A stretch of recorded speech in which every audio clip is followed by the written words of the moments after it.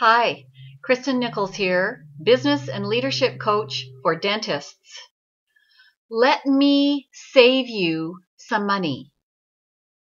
Seriously, I want you to look around your practice right now.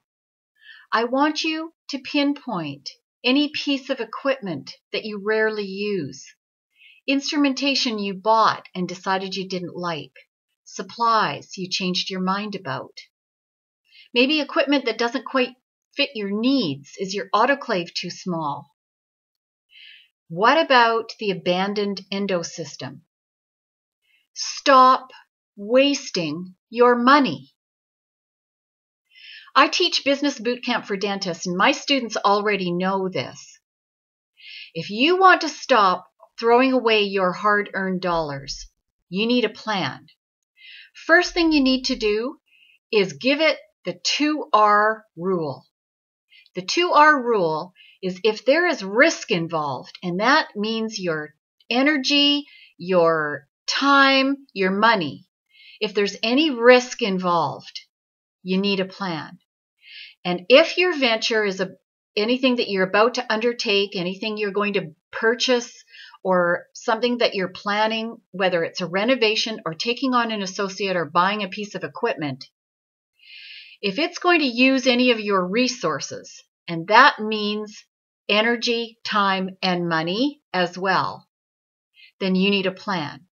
So if what you're about to undertake follows the 2R rule and there's any risk or resource at stake or involved, you need a plan. Purchasing things because a sales rep talked you into it or because it seemed like a good idea at the time, waste your money. So bootcamp students know that a business plan does not have to be a difficult thing. It doesn't have to be a great big document. And it's not about writing a plan for your banker or for somebody who's looking to invest in something. No, a plan is for you. It's for you. And the business plan that I advocate is my own design, and it seriously can be written in 10 minutes, and it can be written on a prescription pad or a napkin. I'm going to give you the thumbnail version here, just the thumbnail version. You can go to my website to get a more detailed version. First, I want you to state what it is you are about to undertake, what you're thinking about doing in one sentence, preferably 10 or 11 words or less. What that does is keep you focused, very clear about what it is you're undertaking. Number 2, ask yourself 6 questions. And I know 6 sounds like a lot, but it really isn't. I'll give you the 6 questions and the reasons why those questions are so important. Question number 1 is, what am I building? And in this seems like a repeat of step 1. It's really not. What I want you to do is be really, really clear about what it is you're undertaking. So what am I building, creating, changing, thinking of purchasing, etc.? Fill in the whatever words fit. What am I building? That gives you focus. Number 2, why am I building it? I don't care if your answer is just because I feel like it. I want you to be clear. So you have to be really, really honest with yourself about why it is that you are undertaking this. Again, we're not looking for paragraphs, 1 or 2 sentences. Why am I considering this? Number 3 is about looking to the future a little bit. What measurable result do I want to achieve? Business results can be measured in time, money, quantity, or quality. So in your answer to question 3, what measurable result do I want? I want you to express what result you want in one of those 4 terms, or all 4. Time, money, quality, or quantity. What are you after? What do you hope to see as a result?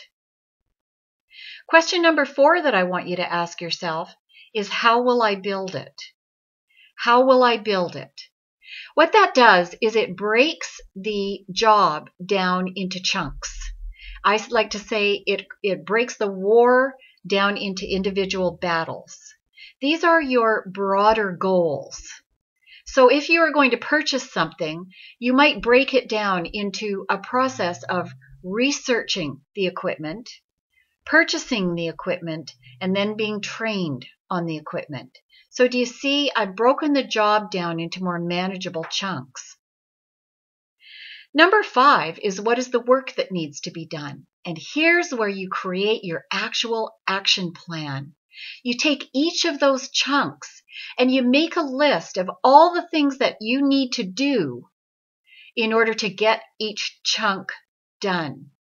And it can just be 1 or 2 or 3 items, but it will keep you on track. It will keep you focused. And the last of the 6 questions is, when will I do this? And I know that so many of us are procrastinators. When will I do this? Forces you to put a date or a timeline to each of those tasks or each of those goals. And that keeps you on track, and it keeps you accountable to yourself.